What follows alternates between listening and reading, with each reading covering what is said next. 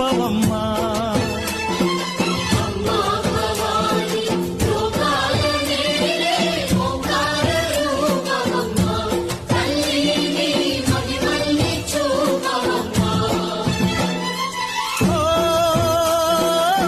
సృష్టికే దీపమా, శక్తికే మూలమా, సింహరథమే నీదమ్మా.